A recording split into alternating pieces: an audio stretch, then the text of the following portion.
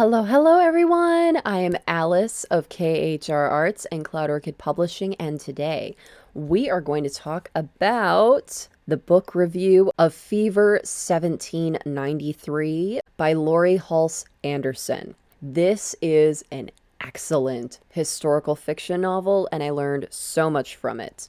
And it is specifically about the historical event of the yellow fever outbreak in 1793.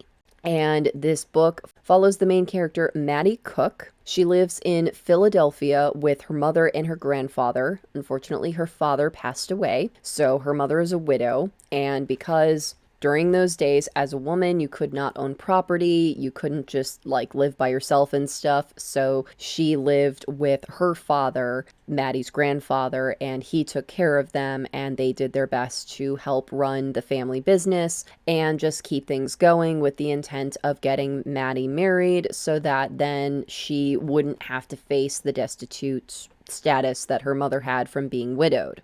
All of this changes when the yellow fever happens in 1793. So many of you might be asking, what exactly is yellow fever? This is a contagious virus that is first spread by mosquito bites. So this is a disease that mosquitoes contract via rotting vegetable matter and then pass on to humans, and then humans are able to pass it on human to human. And it is characterized by coughing and sneezing, and then eventually stuff coming out of both ends. And a lot of times people, what they died of truly was dehydration and just lack of proper sanitation. And then also the medical practices that were used at the time made it worse, made them less able to recover. And then also age was a factor, and if they had any other infirmities, and then also the problem with the overcrowding in Philadelphia was a big factor in what led to so many people passing away due to this. So that's what yellow fever is. This was a huge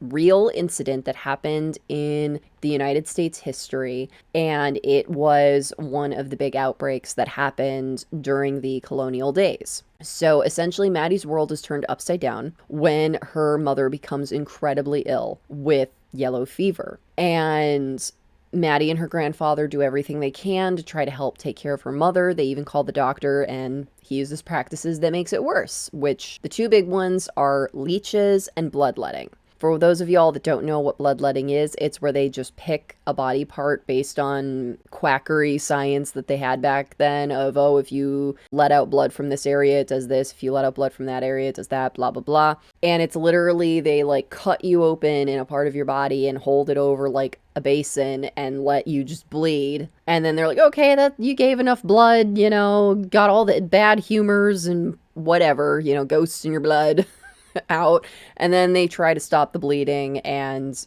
clean you up and stuff, and that's supposed to make you better.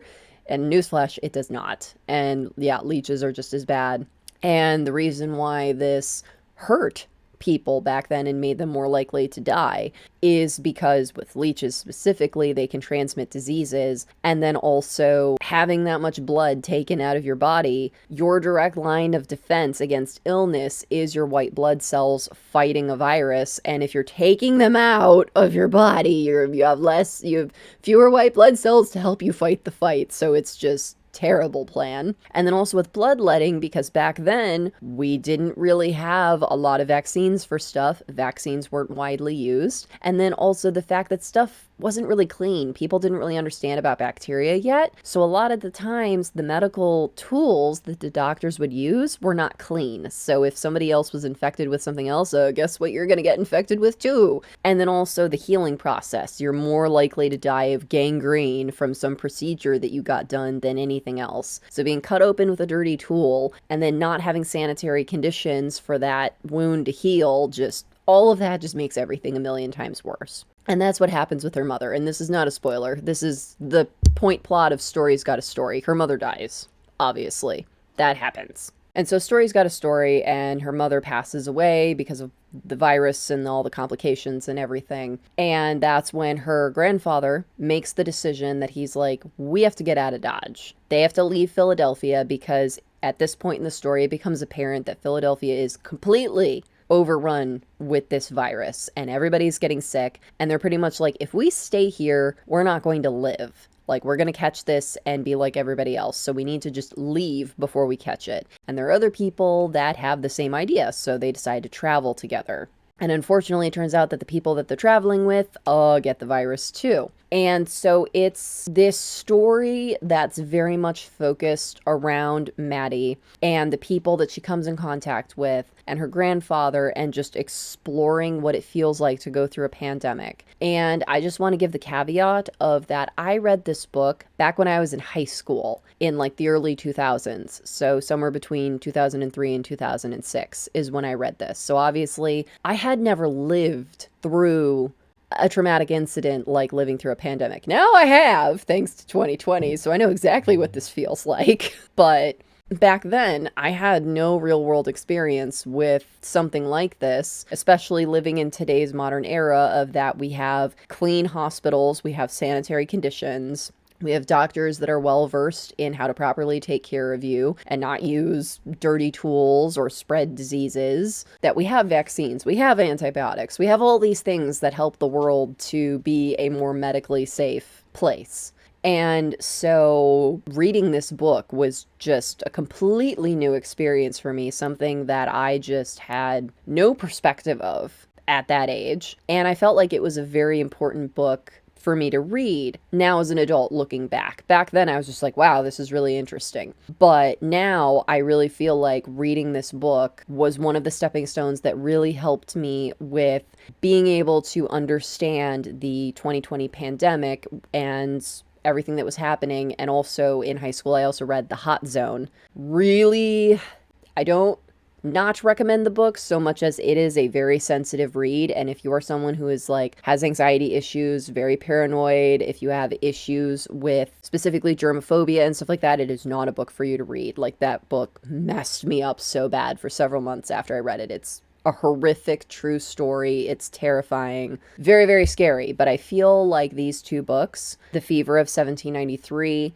and also Hot Zone, really prepared me for the lockdown and the pandemic. And ultimately, I feel like those reading experiences and then the experience that I had taking virology, why Jerfay and I are still alive today, is because of reading those books. So I just kind of want to give the gravity of reading this book that it is a very real experience of this is what it would have been like experiencing the yellow fever during this time period as a young girl through her eyes. And it's very scary. It's definitely nowhere near as scary as Hot Zone, but it is definitely an intense story. So I do want to put that little caveat on there that this is a little bit of an intense book and it's not for everyone. I learned so much from this book. I took so much away from this book. I feel like it's an important read.